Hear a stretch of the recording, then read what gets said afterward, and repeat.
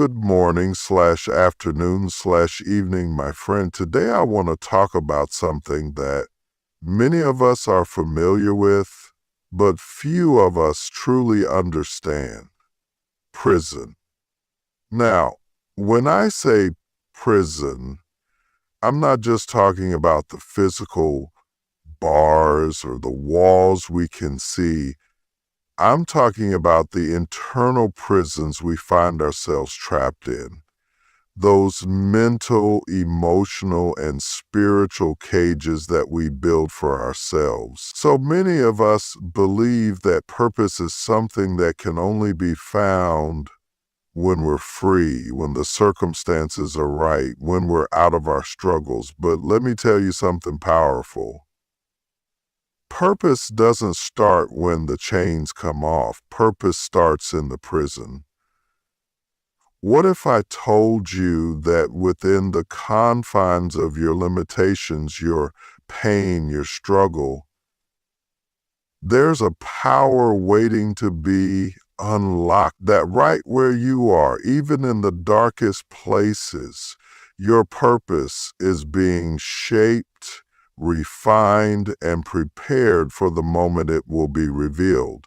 This is not just a speech, this is a message of hope for those of you who feel confined, who feel trapped in your own prison. I want to remind you today that even in the places you think you're stuck, there's a purpose in your prison. This sets the stage for the message, creating anticipation and setting a tone of hope and transformation. Let me know if you'd like to refine any part. One of the most profound lessons we can learn in life is the power of perspective. Perspective shapes how we see the world and how we react to it. It's the lens through which we interpret every moment, every challenge, every situation. And when you find yourself in a prison, whether it's a prison of circumstances, a prison of your mind, or a prison of your own making, the way you see that prison will determine whether it becomes a place of destruction or a place of purpose. So often, when we are faced with difficulty, our natural instinct is to focus on the walls, the chains, the limitations that surround us. We see only the obstacles, and in doing so, we forget to look for the opportunities. It's easy to feel hopeless when everything around us feels suffocating, when it feels like the walls are closing in. But let me tell you something, your perspective can change everything. When you begin to shift the way you look at things, things themselves start to shift. When you choose to see your prison not as a punishment, but as a place of potential, your whole reality begins to change. You see, a prisoner and a person in a place of purpose can exist in the same space, but they see it completely differently. One sees bars, the other sees opportunity. One focuses on what they don't have, the other focuses on what they can do with what they have. The power of perspective is the ability to find freedom in the midst of captivity, peace in the midst of chaos, and purpose in the midst of struggle. Perspective isn't just about seeing things in a positive light. It's about seeing things through a divine lens. It's about understanding that there is something bigger happening beyond what we can immediately see. Life is not just about what happens to you, it's about how you respond to it. Your prison doesn't define your purpose. Your perspective does. And when you choose to look at the prison not as your end, but as the place where your transformation happens, you begin to unlock a new level of strength and understanding. Imagine being trapped in a small, dark room. If all you focus on is the darkness, you'll miss the light that's peeking through the cracks. If you let the darkness define you, you'll never see the light that's always been there waiting to lead you out. The same is true in your life. If you focus only on the limitations, on the things you don't have, you'll miss the tools you've been given to create change. But when you shift your perspective, you begin to see things you didn't see before. You begin to notice the cracks, the small openings where hope can sneak through. You begin to understand that the walls may be real, but so is your ability to climb them. In fact, the moment you change your perspective, you begin to see your prison as a training ground, not a tomb.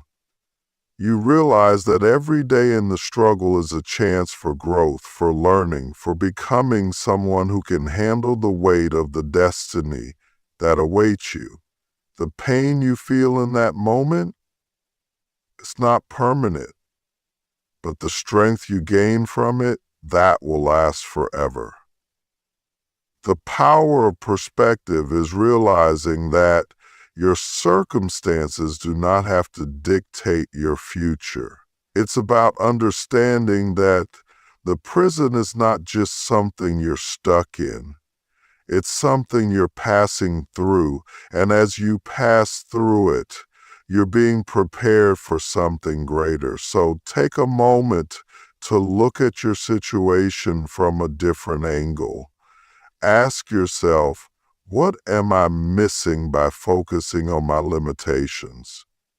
What if this prison is not here to destroy me, but to build me? When you begin to see your circumstances through the lens of possibility, your perspective shifts from one of despair to one of hope. And in that shift, you start to find purpose, even in the most unlikely of places. This extended version digs deeper into the concept of perspective, encouraging the listener to rethink how they view their challenges. Let me know if you'd like any further adjustments. We often think of prison as something external, a place we can see and touch. Bars, concrete walls, chains. But the truth is, the most powerful prison we can find ourselves in is the one that exists inside of us. It's the prison of our own mind, the mental and emotional constraints we place on ourselves. It's the self-imposed limitations that keep us bound long after we've physically walked out of any external cage. This internal prison is subtle. It's the voice in your head that tells you you're not good enough, that you'll never succeed, that you're not worthy of anything better. It's the shame, the guilt, the fear of failure, and the fear of judgment that keep you locked away from the life you were meant to live. And it's the hardest prison to escape because, unlike an external prison, it's not always visible to others. No one may even know the struggle you're facing because it's all happening inside of you, but that doesn't make it any less real. In fact, the prison within can be far more suffocating than any physical confinement. At least in a physical prison, you know where the walls are, you know what you're up against. But the prison within is sneaky. It hides in your thoughts, your fears, your doubts, and even your own patterns of behavior. It keeps you trapped in cycles of negativity, self-sabotage, and regret, convincing you that this is just the way things are, that you'll never be able to break free. The prison within is created by our past experiences, the mistakes we've made, the rejection we've faced, and the lies we've internalized. It's the emotional baggage we carry that shapes how we see ourselves and the world around us. Maybe you were told you weren't enough growing up. Maybe you failed so many times that now you're convinced success is beyond your reach. Maybe you're carrying the weight of guilt, believing you'll never be forgiven. Whatever it is, it creates a wall inside of you that keeps you from stepping into your full potential. And yet, it's so important to recognize this truth. The walls of the prison within are not as solid as they seem. They're constructed from thoughts and beliefs, and like any structure built over time, they can be dismantled. The first step to breaking free from this internal prison is awareness. Becoming aware of the thoughts and beliefs that have held you captive for so long, you have to begin to acknowledge that the mental chains you're carrying are not the truth about who you are. They are simply the lies you've believed for too long. But awareness alone isn't enough. You have to make a decision to change your thinking, to break free from the patterns that have held you hostage. This requires a radical shift in your mindset, a willingness to confront the beliefs that have kept you in chains and to replace them with truth. The truth is, you were never meant to live in that prison.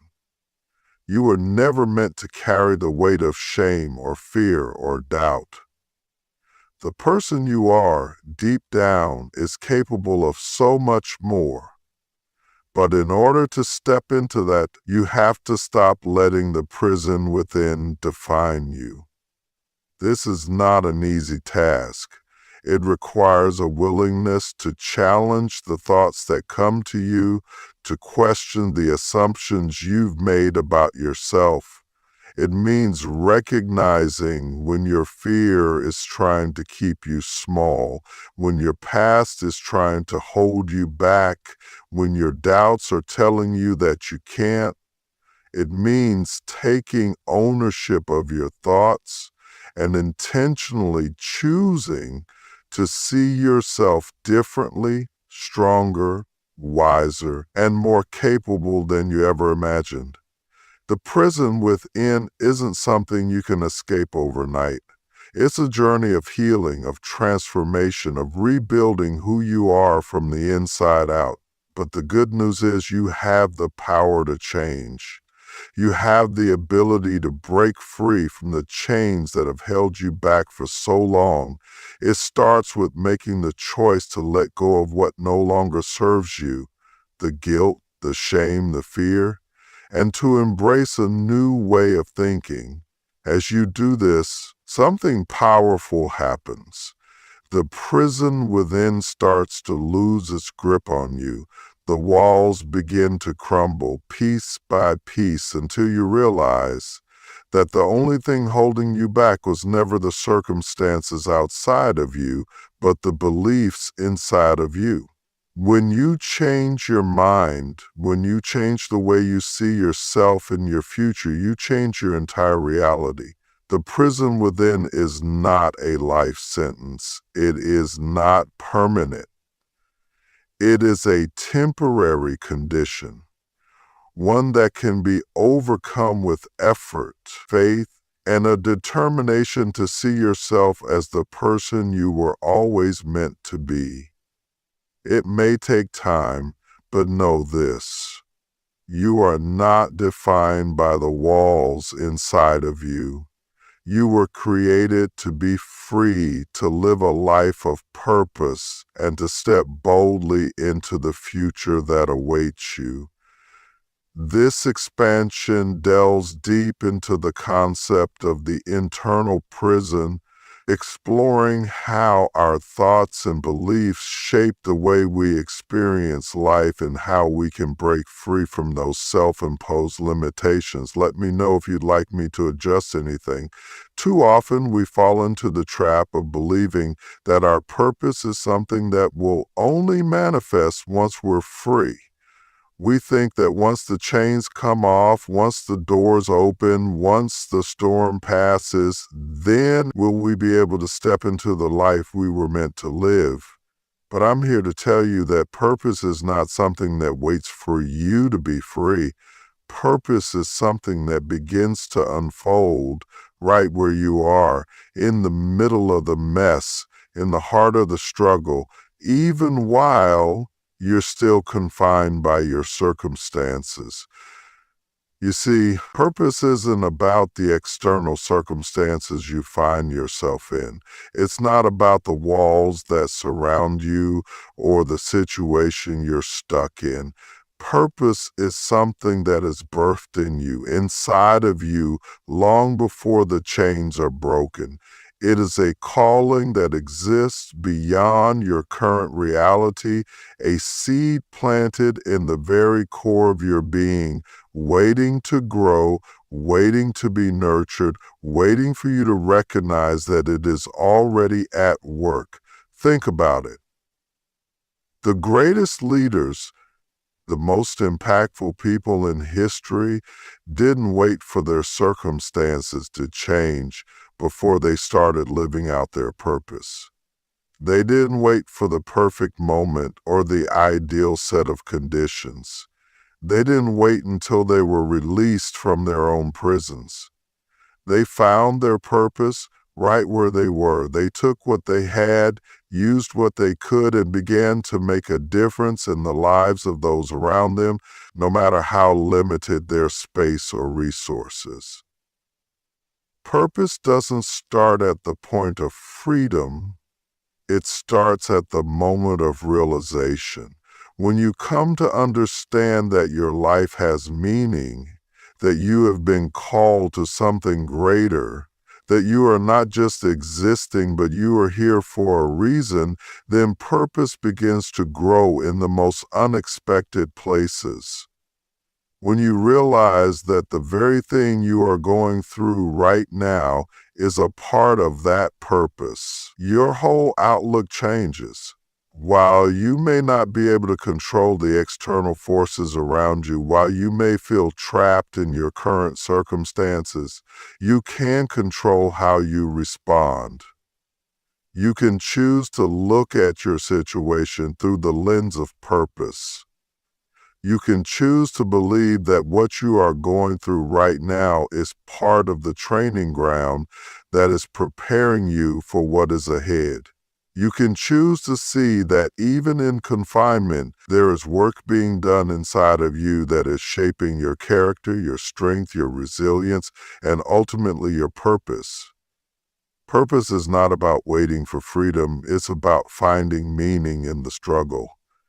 It's about looking at the circumstances you're facing and seeing them not as obstacles, but as opportunities for growth, for learning, for refinement. It's about understanding that the confinement you feel is not permanent and it is not pointless. Every moment you spend in that space is contributing to the person you are becoming, the person who will one day step out of that space stronger, wiser, and more equipped to fulfill the purpose that has been placed inside you. And here's the thing, purpose isn't something you can earn or attain once you're released from your prison. It's not something that comes as a reward for good behavior. It's already there, waiting to be tapped into. The release that you're waiting for may never look the way you expect it to. It may not come in the form of a physical release or a change in your external circumstances. The real release, the true freedom, comes when you tap into the purpose that has been waiting for you all along. You can start living your purpose right now, right in the middle of the chaos, right in the middle of the prison, right in the middle of the uncertainty. Your purpose doesn't have to wait until you're free to be fulfilled. The very moment you recognize that your purpose is alive within you, that you are capable of impacting the world even from where you are, is the moment your true release begins. The moment you realize that purpose isn't a future goal, it's a present reality, is the moment that the prison you're in no longer holds power over you. Purpose is a seed that grows in the soil of your current situation. It doesn't need perfect conditions to flourish. It needs you to recognize that the conditions are exactly what you need to help it grow. It needs you to water it with faith, nourish it with hope, and give it room to expand, even if that expansion feels small at first. Your purpose was never meant to be tied to a physical location or a particular set of circumstances. It was always meant to be a force that shapes and propels you through the challenges, the struggles, the setbacks, and yes, even the prisons you find yourself in. Purpose before release means finding freedom in your mind, in your heart, in your spirit, long before your external circumstances change. This expansion dives deeper into the concept of purpose being a force that exists beyond external conditions, encouraging the listener to recognize their inherent calling regardless of their current struggles. Let me know if you'd like any further adjustments. When we think of transformation, we often picture something grand, an outward change, a visible shift, a dramatic moment of breakthrough. Imagine the caterpillar bursting from the cocoon into a beautiful butterfly, the phoenix rising from the ashes, the once weak person stepping into a newfound strength. Transformation feels like it should be loud, spectacular, and above all freeing, but the truth is, transformation often happens in the quiet, confined spaces of life, in places where we feel the most trapped, the most limited, and the most unsure of who we are becoming. Confinement isn't just about being physically locked in a room or a cage. It's about being in situations where we feel stuck, where we feel that we've hit a wall, or where we're surrounded by obstacles that seem impossible to overcome. It's the feeling of being held back, of being out of control, of facing a reality that doesn't look like the one we dreamed of. But what if I told you that it is in these very moments of confinement that the most powerful transformations take place? You see, confinement is not a place of death. It's a place of change. It's a place where growth happens when no one is watching, where strength is built in the silence, where character is forged in the pressure of circumstances that we can't escape. It's not the kind of change that happens overnight or in an instant. Transformation in confinement is a slow process, one that often takes time, patience, and faith. But it is real, it is deep, and it is lasting. Think about the way a diamond is formed. A diamond doesn't just appear from the earth. It is made under intense pressure and extreme heat over a long period of time. If you were to look at the raw diamond before it undergoes the refining process, it doesn't look like much.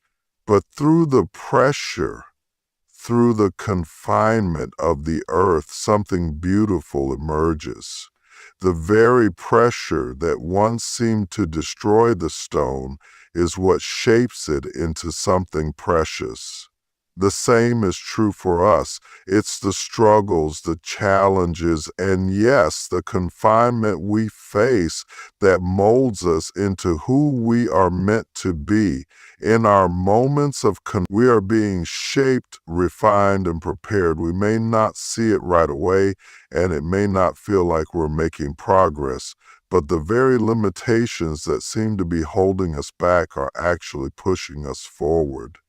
Every day that you spend in a difficult place is a day that you are becoming stronger, wiser, and more resilient. Your circumstances are the furnace in which your character is forged, and though the fire may feel uncomfortable, it's the fire that creates the strength you need to walk into the future you were made for. Confinement can be a humbling place. It strips away the things we rely on for comfort, security, and identity. It removes the distractions, the illusions of control, and forces us to face the things inside of us that we've been avoiding. It can bring up feelings of inadequacy, fear, anger, and frustration. But in these moments, we are being stripped down to our core. We are being forced to confront who we really are, what we truly believe, and where our true strength comes from. In confinement, we also learn something incredibly important about ourselves. We learn how to thrive despite the limitations. We learn how to use what we have, make do with what we've been given, and grow in ways that we never thought possible. It's in these moments that we begin to understand that transformation is not about waiting for the right conditions or the perfect moment. Transformation is about finding a way to grow right where we are, even in the midst of hardship. And just like the caterpillar's transformation within the cocoon, we don't always see the progress we're making while we're in the process. There are times when the confinement feels too much to bear, when the pressure feels unbearable, and when it seems like nothing is changing. But rest assured, something is happening beneath the surface. Something is shifting inside of you. It may be quiet, it may be subtle, but it is real. It's in the moments of confinement that we develop patience, perseverance, and the ability to see beyond what's immediately in front of us. The confinement teaches us to trust, to surrender, to release our need for control, and to embrace the uncertainty of the process. We learn to rely on faith, on the belief that even though we can't see the full picture, we are being guided towards something greater. We learn that there is value in the waiting, in the holding pattern, in the spaces that feel like they are standing still. The beautiful thing about transformation in confinement is that it doesn't happen just on the surface. It happens deep within. It happens in the heart, in the soul, in the unseen places. It's a transformation that prepares you for what's to come, not just for the circumstances you are in. It's a transformation that makes you capable of handling the opportunities and challenges that lie ahead.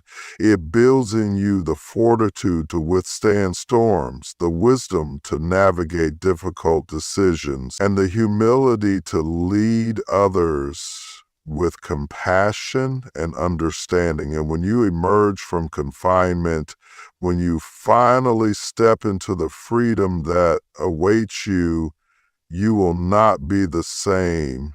You will be a refined version of yourself, stronger, clearer, more focused, and more prepared than you ever were before. The pressure that once confined you will be the very thing that propels you forward into the future. What felt like a prison will become the launching pad for the next chapter of your life. Transformation in confinement is not easy, but it is powerful. It is a process that takes time, but one that is worth every moment. When you look back, you will see that the confinement wasn't a place where you were stuck, but a place where you were being made. It wasn't a prison, it was a place of preparation, a place of growth, and a place of destiny. This expanded version of transformation in confinement delves deeper into how confinement can lead to profound internal change, even when it doesn't feel like progress is being made. Let me know if you'd like any further adjustments. In a world that demands instant results, immediate gratification, and quick fixes, the idea of waiting can feel like a burden. We are trained to move fast, to get things done quickly, and to expect things to unfold according to our plans. We want things now, whether it's success, love, healing, or breakthroughs, and we want them in the timing that we've set. But what happens when the thing we desire doesn't come as quickly as we thought? What happens when our plans don't align with the timing we had in mind? The truth is, God's timing doesn't operate according to our schedules. It operates according to a divine plan that sees the full picture, past, present, and future. It's easy to get discouraged when things don't happen on our timeline. We look around and see others seemingly moving ahead, achieving their goals, and stepping into their dreams while we feel like we're stuck, waiting, and wondering why it hasn't happened for us yet. We question God's timing, thinking that we know better, believing that maybe it's taking too long, or worse yet, wondering if it will ever come at all. But here's the truth we must hold on to. God's timing is perfect. It is not early and it is not late. It is always right on time. It may not always look like what we expect or when we expect it, but God's timing is always calibrated with divine precision. The wait that feels unbearable, the delays that seem endless, and the moments of uncertainty are all part of a greater plan. A plan that is designed to unfold at just the right moment, in just the right way, for the highest good. Think about it for a moment. How many times in your life has something not gone according to your plan, only for you to look back later and realize that the timing was perfect after all? Maybe the job you didn't get opened the door for a better opportunity. Perhaps a relationship that didn't work out made room for the one that was meant for you. Sometimes we can't see the purpose of the delay in the moment, but God, in His infinite wisdom, knows exactly when to move, when to hold, and when to act. When we trust God's timing, we're acknowledging that there's a bigger picture at work. We're acknowledging that He sees what we cannot see and knows what we cannot know. Our limited perspective can only see what's directly in front of us, but God's view encompasses the entire journey, every twist and turn, every season and every step. He is not bound by time the way we are. He stands outside of it. And because of that, He knows the perfect moment for everything. Sometimes the delay is not about God being slow, it's about us being prepared. We may not realize that we're not yet ready for the things we're asking for. We may want the promotion, but not have the maturity to handle the responsibility. We may desire the relationship but not yet be healed from past wounds. God's timing ensures that when we receive what we're asking for, we're prepared to handle it with grace, wisdom, and strength. It's about timing that doesn't just meet our needs in the present moment, but that also sets us up for success and sustainability in the future. Think of the way a seed grows. When you plant a seed, it doesn't immediately sprout up and bear fruit. It needs time to take root, to grow beneath the surface and to be nurtured. If you were to dig up that seed every day to check on it, you would disrupt its growth. But in its own time, the seed will break through the soil and the fruit will come. This is the same with the promises of God. They may not sprout immediately, but they are growing beneath the surface, even when we cannot see them. And just as a farmer waits for the harvest, we must trust that in due season, the things we have been waiting for will come forth. The wait can be uncomfortable. It can be filled with doubt, impatience, and fear. But it's also during the waiting that God works in us. He is preparing us in ways we don't always understand. He is refining our character, stretching our faith, and teaching us patience. In the waiting, we learn how to trust, how to endure, and how to persevere.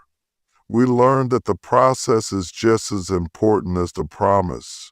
Even Jesus, the Son of God, understood that God's timing was perfect. He didn't rush his mission. He waited until the appointed time to reveal himself to the world. He could have come at any moment, but he came exactly when he was meant to. And throughout his ministry, he often said, "My time has not yet come." There was no rushing. There was no hurry. There was a perfect timing, a perfect plan that could not be altered by human urgency. He understood that every moment was divinely orchestrated for a purpose. When we learn to trust God's timing, we learn to surrender our control and accept that the outcome will be exactly what we need at the right time.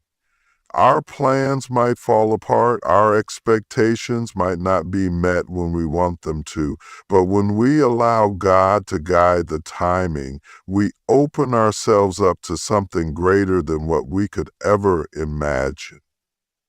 We are aligning ourselves with His will, trusting that He knows exactly when the right door will open, when the right opportunity will come, and when we will be ready for it. God's timing may require patience, but it also brings peace. When we stop trying to force things to happen on our own timetable, when we stop worrying about whether we're running out of time or if we're being overlooked, we find a deep peace that surpasses understanding. We find rest in knowing that God is in control, that He is working behind the scenes, and that His plans for us are always for our good. This expanded version emphasizes the peace and purpose that come with trusting God's perfect timing, while acknowledging the discomfort of waiting. Let me know if you'd like further adjustments. Pain is one of the most universal human experiences. No one is immune to it. No one can avoid it, and no one can escape it. Whether it's physical pain, emotional pain, or the deep ache of loss, pain comes in many forms, and it hits us all at some point in life. Pain is a reality that we cannot escape, no matter how much we may try to avoid it, numb it, or wish it away. We live in a world where pain is inevitable, but what we fail to realize is that while we cannot control the fact that pain will come, we do have the power to control how we respond to it. What if I told you that pain doesn't have to define you? What if I told you that pain, though it can break us down, can also build us up? Pain has the power to shape us, to change us, to transform us into something stronger, wiser, and more capable than we ever imagined. But that transformation doesn't happen automatically. It's not a given that pain will just make us stronger or more resilient. It's not a given that it will push us toward growth. Pain, in and of itself, is not the thing that empowers us. It's how we use it, it's how we respond to it. The question isn't whether we will experience pain. The question is what we will do with the pain that we face. Pain is a teacher, but it's a harsh one. It doesn't ask for permission, it doesn't warn us ahead of time, and it doesn't care about our plans. But if we allow it to, pain can teach us things about ourselves that we never would have learned otherwise. Pain reveals our strength, it exposes our resilience, and it helps us realize that there is far more inside of us than we ever thought possible. Pain forces us to confront our weaknesses, our vulnerabilities, and our fears. And while that may be uncomfortable, it is also a necessary part of the process. For it is only when we face the very things that threaten to break us that we begin to discover the depths of the power within us. Pain is not just something to endure, it is something to embrace. It may sound counterintuitive, but when we begin to shift our perspective on pain, we begin to see it not as a burden, but as an opportunity. Pain is the fire that forges strength. It is the storm that shapes character. It is the struggle that gives us the power to rise above. The pain we experience is like the clay in the hands of a potter. It may feel like we're being broken down, but in the hands of God, it's being shaped into something new, something greater, something stronger. The very thing that feels like it's breaking us and transforming us into the person we are meant to be. Think about the process of refining gold. Gold doesn't come out of the earth as a beautiful, shining piece of jewelry. It is dug up in its raw, rough form, and then it goes through a process of refinement. The gold is placed in a furnace where it is heated to an extreme temperature, causing the impurities to rise to the surface. The gold is then purified, becoming more valuable, more precious, more refined with every bit of heat it endures. The same is true for us. In the fire of pain, our impurities, the things that weigh us down, the things that hold us back, are exposed and removed. The heat of the moment may be intense, but it is in that heat that we are refined and the true power within us begins to emerge. When we understand that pain is not our enemy, but rather a part of our process, we begin to embrace it as a catalyst for change. Pain has the potential to break us, yes, but it also has the potential to make us. It can break our pride, it can break our sense of self-reliance, and it can break our illusions of control. But when we surrender to the process, we discover that pain has the power to break through our limitations, break through our fears, and break through our doubts. In the end, we emerge stronger, wiser, and more powerful than before. One of the most powerful things about pain is that it has the ability to connect us with others. When we face pain, it can feel isolating. We may feel like no one understands what we're going through or that we are alone in our suffering. But the truth is, pain is what connects us all. It's what binds us together as human beings.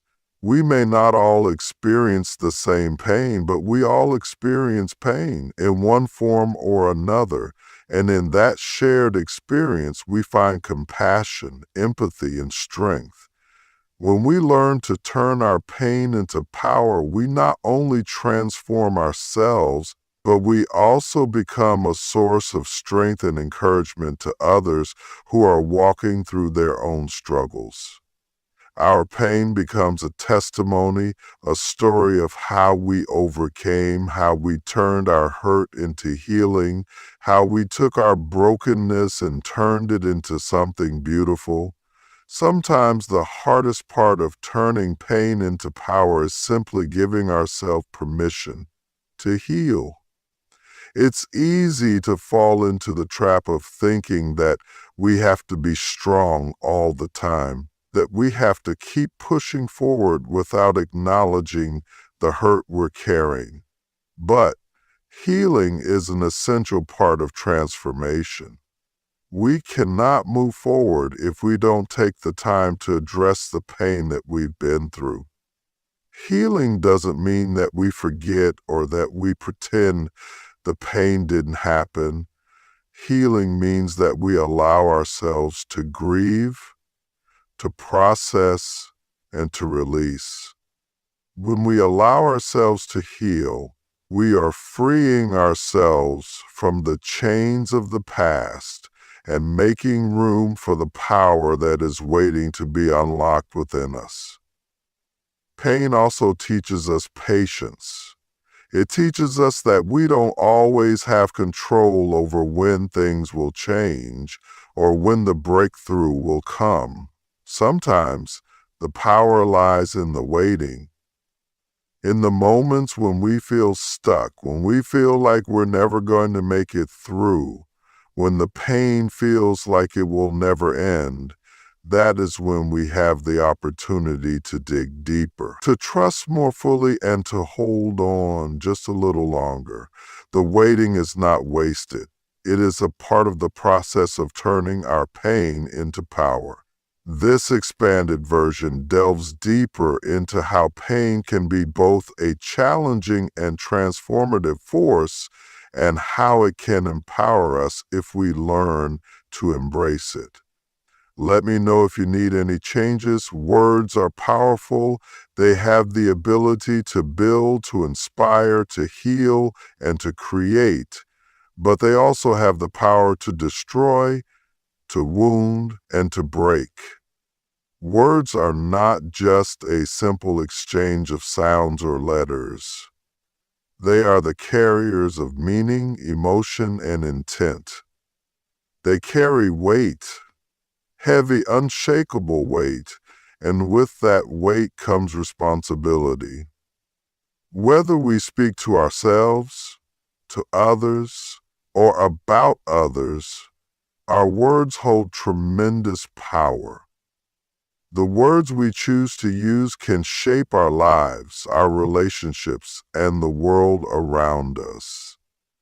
The weight of words is not something that can be easily measured, but it is something that is always present. Have you ever experienced the sting of a harsh word? It can cut deeper than any physical wound. A single unkind comment, a cutting remark, or a careless insult can stay with us for years, replaying in our minds, damaging our self-esteem, and shaping the way we see ourselves. We remember the words that hurt us. We remember the moments when someone's words made us feel small, insignificant, or unworthy.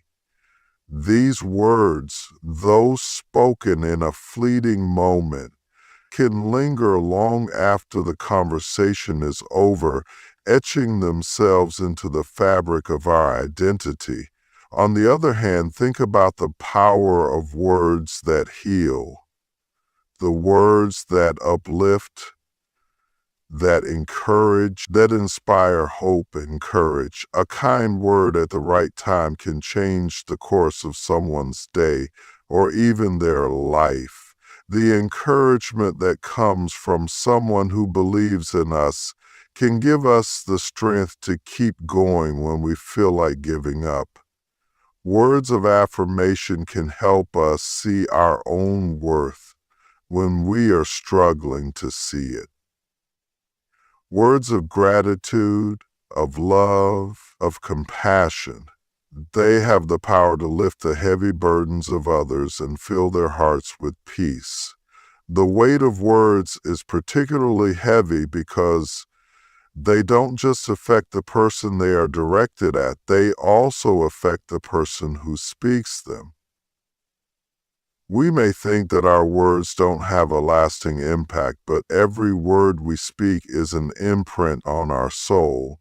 When we speak in anger, in judgment, or in hate, we are not only causing harm to others, but we are also damaging ourselves. Our words become part of who we are. They shape our character, our attitudes, and our mindset. If we speak words of bitterness, negativity, or criticism, it becomes harder for us to cultivate a heart of peace, compassion, and understanding. Our words reflect our internal state, and when our words are heavy with negativity, they weigh us down. There is also an incredible power in the words we speak to ourselves. The self-talk that runs through our minds has a profound impact on our emotions, our decisions, and our actions. How often do we criticize ourselves with the same words we would never use toward others? We say things like, "I'm not good enough. I'll never make it. I'm not worthy of love." These words, spoken in the silence of our own minds, have a weight that can be just as destructive as any spoken insult.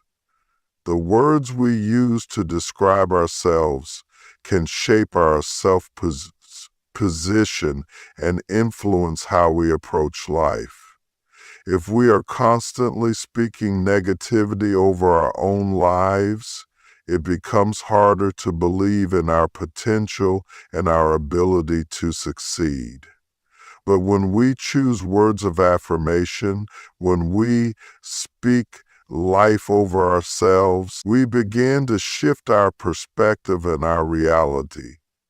The weight of words is also felt in the things left unsaid. Sometimes silence speaks louder than any words we could ever utter. The words we choose not to say can carry just as much weight as the ones we do speak. A word of encouragement left unsaid, a compliment withheld, or an apology never offered can create a void, a weight of regret, missed opportunities, and unspoken understanding. When we choose not to speak the words that need to be spoken, we may carry that burden in our hearts for much longer than we realize.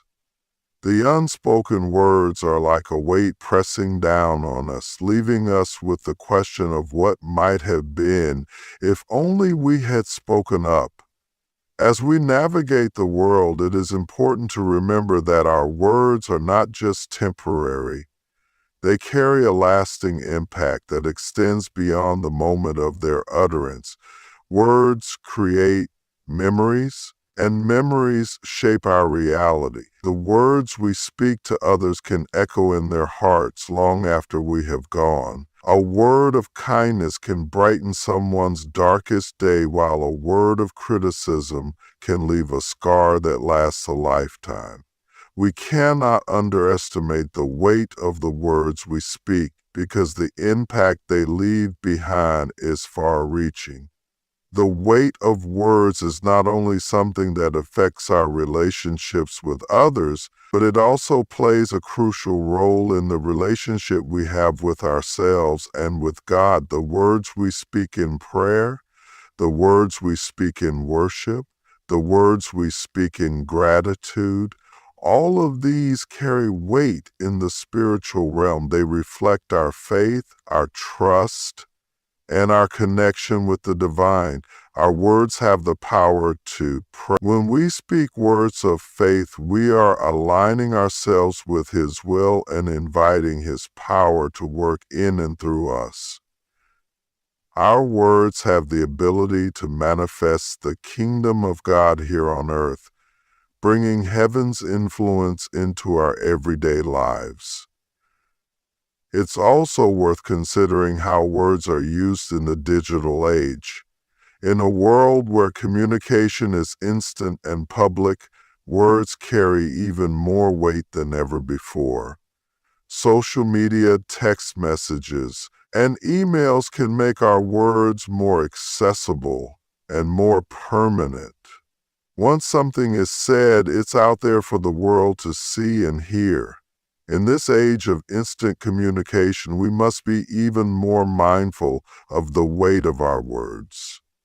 A careless comment posted online can spread like wildfire, impacting countless people and causing damage that can last for years. The words we speak in private can quickly become public, and their consequences can be far-reaching. We must recognize that in a world where words are more powerful than ever, we hold a greater responsibility in how we use them. The weight of words also teaches us the importance of listening. Before we speak, we must first listen. Listening allows us to understand the heart of the other person, to empathize with their pain, to celebrate their joy, and to offer words that are thoughtful and meaningful. In the act of listening, we take on the responsibility of speaking words that are intentional, healing, and empowering.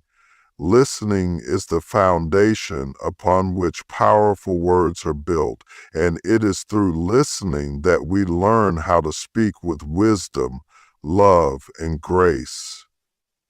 This expanded version reflects on the significant impact words have on both others and ourselves, emphasizing the responsibility and care we must take when using them. Let me know if you would like further adjustment. Your mind is one of the most powerful tools you possess, yet it can also become your greatest prison. You see, your mind is capable of incredible things. It can create, innovate, solve problems, and bring forth ideas that can change the world. But just as easily, your mind can become a cage, a place of self-doubt, fear, and limitation. The thoughts you think, the beliefs you hold, and the narratives you tell yourself shape the way you see the world and the way the world sees you. Your mind is not a passive observer. It is an active creator. And the beauty of this is that you have the power to shape and mold it. But in order to truly harness the power of your mind, you must first free it. Too many of us live in mental prisons of our own making. We are bound by thoughts of inadequacy, fear of failure, and the belief that we are not worthy of success or happiness. These mental chains are often invisible, yet they restrict us in profound ways. They prevent us from pursuing our dreams, from stepping into the fullness of our potential, and from experiencing the peace and freedom that God intends for us. It's not always the circumstances that hold us back. It's the mindset we choose to carry. We limit ourselves based on past experiences, negative feedback, and the fears we hold in our hearts. But in order to move forward, to break free from these self-imposed limitations, we must begin by freeing our minds. The first step to freeing your mind is recognizing the power of your thoughts. Your thoughts are not neutral. They are active forces that are constantly shaping your reality. The mind has an incredible ability to create patterns, to find solutions, and to build entire belief systems based on what it consumes. What you feed your mind matters. If you are constantly feeding your mind with negativity, fear, and limiting beliefs, then your mind will naturally build a reality that reflects those thoughts. You will see obstacles where others see opportunities. You will feel fear where others feel excitement, and you will create barriers where others create bridges. But the good news is that you have the power to choose what you feed your mind. You have the ability to change the narrative, to shift the focus, and to reprogram your thoughts. Freeing your mind starts with changing what you allow to occupy your mental space. Begin to focus on the positive. Begin to focus on possibility. Begin to focus on growth and progress rather than limitation and stagnation. Your thoughts are like seeds. They will either grow into trees of opportunity or weeds of fear. It's up to you which you cultivate. Another critical element to freeing your mind is releasing the past. Too often we carry the weight of past failures, past hurts, and past regrets into our present. We allow our past mistakes to define our future potential, and we allow the wounds of yesterday to limit our ability to move forward today. It's as if we are carrying a heavy backpack filled with rocks from the past, and every step we take is weighed down by the memories and experiences we refuse to let go of. But in order to step into the future God has for you, you must release the past. You must forgive, heal, and free yourself from the emotional baggage that holds you back. Your past does not have to determine your future. Just because you failed before doesn't mean you will fail again. Just because you've been hurt doesn't mean you cannot love again. The power to heal, to forgive, and to move forward is within you. One of the biggest mental prisons many people find themselves in is the prison of fear. Fear is an emotion that has the power to paralyze us. It can prevent us from taking risks, from pursuing our passions, and from stepping out of our comfort zones.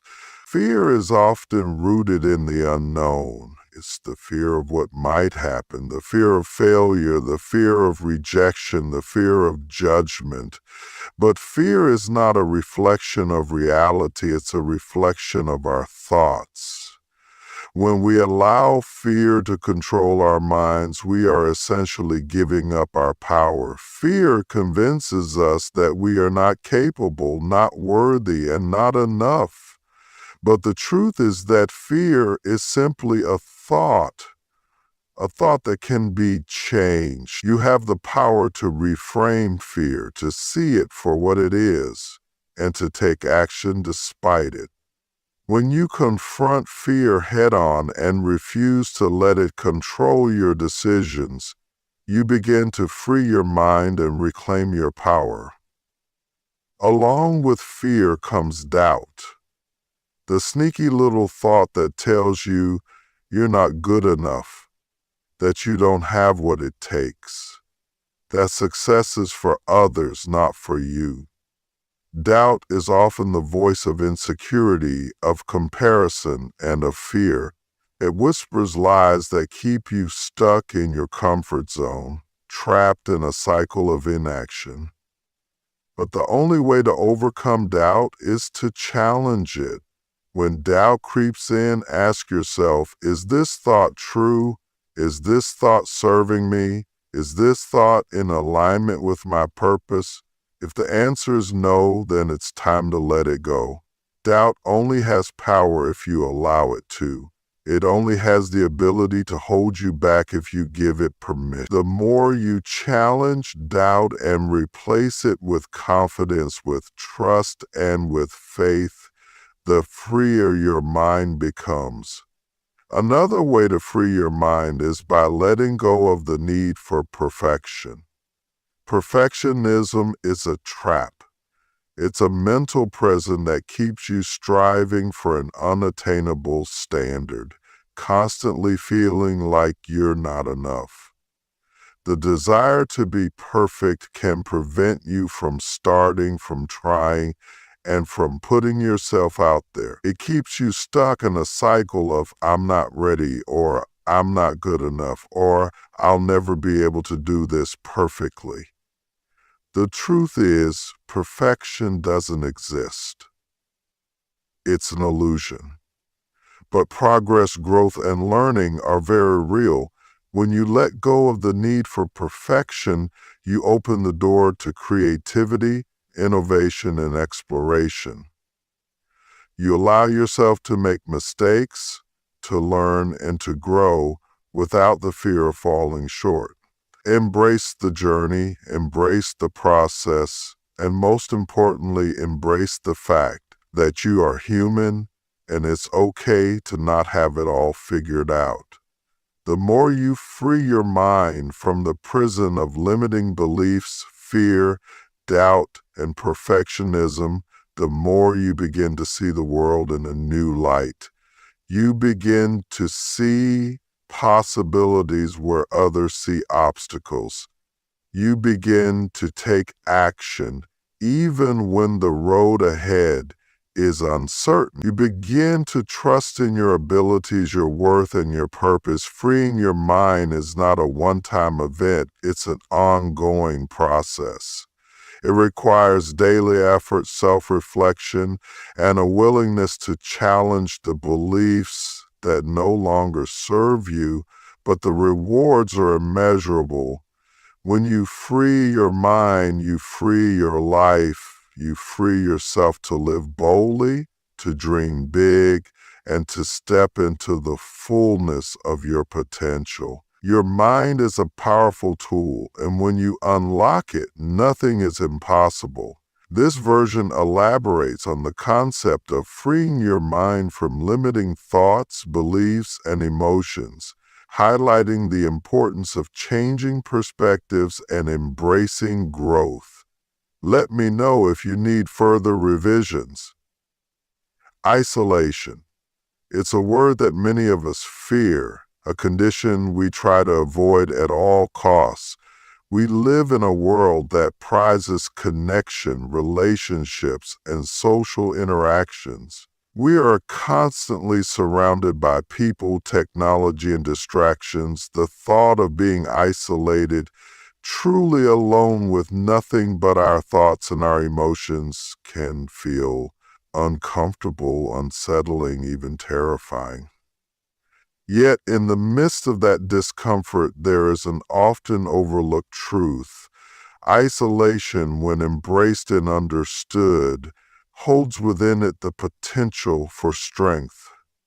In isolation, we have the opportunity to discover parts of ourselves that would otherwise remain hidden. We can tap into reserves of strength, resilience, and wisdom that we never knew existed. The first thing to understand about isolation is that it is not necessarily a punishment or something that happens to us by accident. It's not always something we must avoid. There are times when isolation is intentional, space we choose to enter in order to reconnect with ourselves, to reflect, to grow, and to heal. Isolation is not just the absence of people, it is the presence of opportunity. When you are isolated, you are removed from the noise and the distractions of the outside world, and you are left with yourself. You are left with your thoughts, your emotions, and your desires. You are faced with who you really are when no one else is watching, when there are no external expectations, and when you can't hide behind the facade you present to the world. In isolation, you are forced to confront yourself, and while this can be a daunting task, it is also the most liberating. The truth is that many of us avoid this kind of self-reflection because we fear what we might discover. We fear facing our insecurities, our failures, our shortcomings. We fear the rawness of our emotions, the vulnerability of our thoughts, and the truth that we may not be as strong or as secure as we pretend to be. But when we allow ourselves to sit with those uncomfortable feelings, we begin to understand ourselves on a deeper level. Isolation gives us the space to ask the difficult questions. Who am I? What do I truly want? What am I afraid of? What am I capable of? These are the questions that can lead to powerful discoveries about who we really are and who we can become. Isolation also brings us closer to our inner strength. It is easy to rely on others for validation, support, and guidance. It is easy to lean on the opinions of family, friends, or society to tell us who we should be and what we should do. But in isolation, we learn to rely on ourselves. We discover that we are capable of standing on our own, of making decisions, and of navigating life's challenges without constant external input. It is in these moments of solitude that we realize we have the tools we need within us to overcome obstacles, to push through adversity, and to stay true to our path, even when no one else is around to cheer us on. In isolation, we become our own support system, our own source of strength, and our own guide. There is a unique clarity that comes with isolation. When we are surrounded by others, we often find ourselves distracted, pulled in multiple directions, and influenced by outside opinion. But when we are alone, we are able to hear our own voice more clearly. We can think more deeply, reflect more honestly, and assess our circumstances without outside interference. It is in the stillness of isolation that our thoughts have room to breathe, our ideas have room to grow, and our insights have room to emerge. In a world that is constantly moving, constantly demanding our attention, isolation provides us with the peace and space to tune in to our own hearts and minds. In that quiet, we find the clarity to make decisions, to set goals, and to chart a course forward with confidence. Another important aspect of isolation is that it allows us to process our emotions. Life has a way of throwing curveballs at us: heartbreak, disappointment, loss, and failure. These experiences can leave us feeling overwhelmed, confused, and hurt. In the midst of pain, it is often difficult to find the time or space to truly process what we are feeling. We may suppress our emotions or push them aside in an attempt to move on quickly. But isolation gives us the opportunity to sit with our feelings, to feel them fully, and to understand them. It allows us to grieve, to heal, and to work through the pain at our own pace, without the pressure to get over it quickly or to put on a brave face for others. In isolation, we give ourselves permission to feel, to be vulnerable, and to heal from the inside out. Isolation also teaches us the power of self-sufficiency. In a society that often prioritizes groupthink and the power of the collective, isolation reminds us of the importance of being self-reliant. It encourages us to trust in our own judgment and to build the confidence to move forward with our goals, even when we are not surrounded by others who are cheering us on or guiding us. When we are isolated, we are forced to make decisions based on our own intuition and understanding. We cannot rely on others to tell us what to do or how to feel. This process of self-discovery and self-reliance builds our resilience and prepares us for future challenges. The more we practice trusting ourselves in isolation, the more equipped we become to face life's challenges head-on, knowing that we have the strength to handle whatever comes our way. Isolation can also be a time of spiritual growth. In a world full of noise and distraction, it can be difficult to connect with our spiritual selves. But in isolation, we have the space to deepen our relationship with God, to reflect on our faith, and to listen for His guidance. It is in moments of solitude that we can quiet our hearts and minds and invite the presence of God into our lives. We can seek His wisdom, His comfort, and His direction without the distractions of daily life. Isolation becomes a sacred space where we can draw closer to our Creator and listen for His voice more clearly.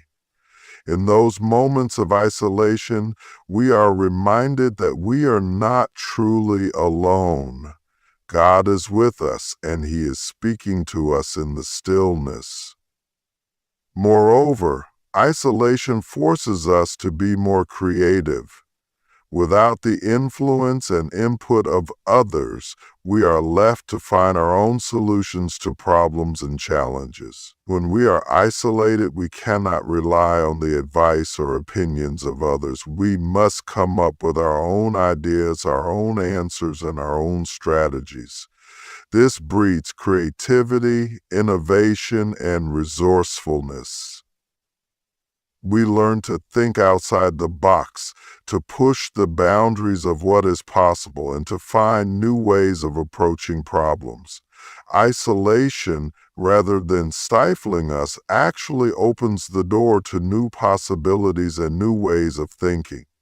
Finally, isolation gives us the time and space to focus on personal growth. Without the constant distractions and demands of the outside world, we have the opportunity to work on ourselves. We can develop new skills, pursue new interests, and engage in self-improvement. Isolation is a time for introspection, for growth, and for setting new goals. It's an opportunity to become the best version of ourselves, to refine our strengths, and to address our weaknesses. This expanded version elaborates on the theme of finding strength in isolation, emphasizing how solitude can foster self-discovery, resilience, creativity, and spiritual growth. Let me know if you need further adjustments.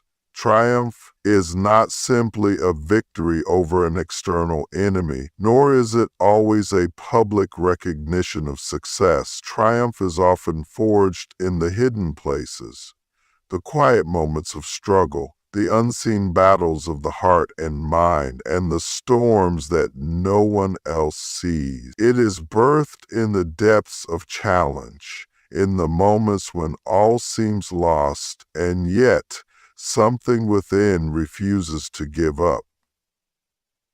Triumph is the result of enduring, of pressing forward when it would be easier to stop, and of rising up when it feels like the world is pushing you down. A testimony of triumph is more than just a story of success.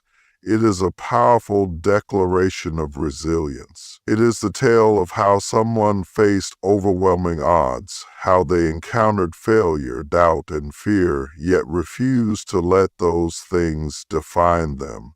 It is the story of how through perseverance, faith, and strength, they emerged victorious against all expectations. And perhaps most importantly, a testimony of triumph is a reminder that victory does not always come in the form we expect. It is not always a loud public celebration, but often a quiet, internal victory, a transformation within that leads to outward change. You see, we all face moments where it feels like the world is against us. We face challenges that seem insurmountable, obstacles that seem unmovable, and situations that feel hopeless. There are times when the weight of life's circumstances can feel too heavy to bear. In those moments, it is easy to question whether we have what it takes to overcome. We may doubt our abilities, our worth, and our potential. We may wonder why things are so difficult and ask ourselves if we will ever see the light at the end of the tunnel. It is in these very moments that the seeds of triumph are planted.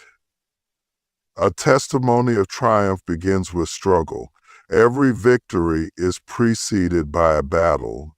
Every success is born out of overcoming hardship. Whether it is a personal loss, a financial setback, a broken relationship, or a health crisis, these moments of trial are not the end of the road. They are the beginning of a new journey. They are the moments that test our character, our faith, and our resilience. They are the moments that show us who we truly are. And it is in these moments that we are given the opportunity to rise higher than we ever thought possible. The greatest testimonies of triumph come not from those who have never fallen, but from those who have stumbled, struggled, and fought their way back to their feet. The road to triumph is often long and filled with uncertainty. It is not a straight path. It is a winding journey full of detours, setbacks, and unexpected twists. There will be moments when we feel like giving up, when we question whether the fight is worth it, and when the end seems too far away. But the key to triumph is persistence. The ability to keep going even when the odds are stacked against us. There will be days when you want to quit, when the weight of your struggles seems unbearable, and when you feel like the light is slipping away. But it is in those very moments that you must dig deep within yourself, find the strength to keep moving forward, and trust that your breakthrough is closer than you think. A testimony of triumph is also a testimony of faith. It is a declaration that even in the midst of uncertainty, we believe that there is a higher purpose at work. We may not always understand why we are going through the pain or the struggle, but we trust that God has a plan for us. We trust that He is using our trials to shape us, to refine us, and to prepare us for something greater. Faith is the fuel that keeps us moving forward when the road is rough. It is the unwavering belief that even when we cannot see the way, God is leading us towards something better.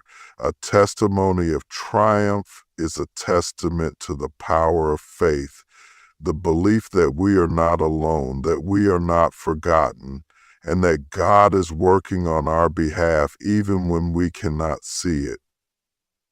Moreover, a testimony of triumph is a story of transformation.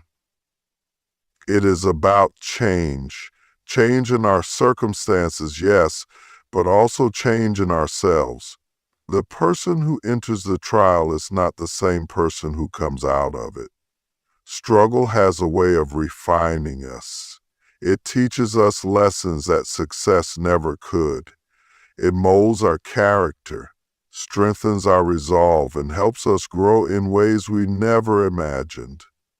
Trials force us to confront our weaknesses, to face our fears, and to discover new strengths we didn't know we had. They shape us into the people we are meant to become, and in doing so, they prepare us for the triumphs that lie ahead. The triumph is not just in the victory, but in the person we become in the process. A testimony of triumph also highlights the importance of resilience. Resilience is not the ability to avoid difficulty, it is the ability to bounce back after facing it. It is the ability to rise again after falling, to try again after failing, and to keep going even when the road ahead seems impossible. Resilience is what allows us to face adversity with strength and courage, to refuse to be defeated, and to keep moving forward despite the setbacks. It is the quality that turns defeat into victory, that turns pain into purpose, and that turns obstacles into opportunities. A testimony of triumph is a celebration of resilience, the inner strength to keep going when everything inside you is screaming to stop. In addition to resilience, a testimony of triumph is a story of support.